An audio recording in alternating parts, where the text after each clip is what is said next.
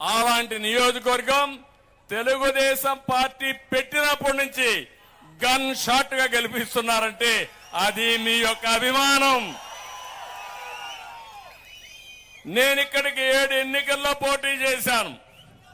ఈసారి నేను వచ్చి మిమ్మల్ని ఈరోజు వచ్చింది నేను రాష్ట్రం మొత్తం తిరిగే ముందు మీ ఆశీస్సులు కోరడానికి వచ్చాను. ఇంత మునుపంతా మీరు ఆశీస్సులు నాకు పంపించేసేవారు. మీరు రావద్దండి, మేమున్నాం, అవసరమైతే ఉండి పెట్టి డబ్బులు వసూలు చేసి మీ నామినేషన్ వేసి మిమ్మల్ని గెలిపించి పంపిస్తామని చెప్పిన నియోజకవర్గం ప్రజానీకం మీరు.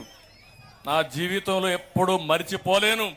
ఎన్ని జన్మలెత్తినా మళ్ళా పుట్టి మీ రుణమే తీర్చుకోవాలని ఆలోచిస్తున్నాను. అది నా కోరిక. దానికి కారణం మీ మంచితనం, మీరు చూపించిన అభిమానం అని చెప్పి కూడా నేను మీకు తెలియజేస్తున్నా. ఈ రోజు మిమ్మల్ని చూస్తా ఉంటే నాకు అనిపిస్తా ఉంది ఎన్నికల కళ వచ్చేసింది. ఎప్పుడెప్పుడు ఎన్నికలు జరుగుతాయా అని సిద్ధంగా ఉన్నారు. అవునంటే గట్టిగా చప్పట్లు కూడా చెప్పండి అవునని.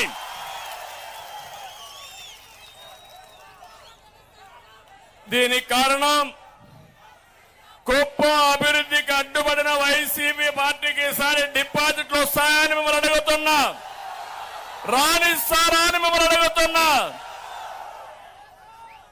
ఆ కసి మీలో కనపడస్తా ఉంది. 5 సంవత్సరాలు హింసా రాజకీయాలు చేశారు. ఇక్కడే పెట్టుకున్న అన్నా క్యాంటీన్ పెడితే దుర్మార్గులు పేదవాడికి తిండి పెడతానంటే అడ్డం పడ్డారంటే బాధ అనిపించదాని మిమ్మల్ని అడుగుతున్నా. ఇది న్యాయమాని మిమ్మల్ని అడుగుతున్నా. పేదవాడికి అన్నం పెట్టే అన్నా క్యాంటీన్లు రద్దు చేశారంటే వీళ్ళు మనుషుల తమ్ముళ్ళు ఏమమ్మా, వీళ్ళు మనుషులమ్మా? అలాంటి దుర్మార్గులు.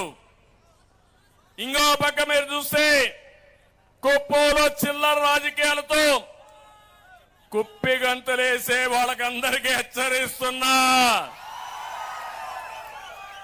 నిన్నటి వరకు మీ ఇష్టం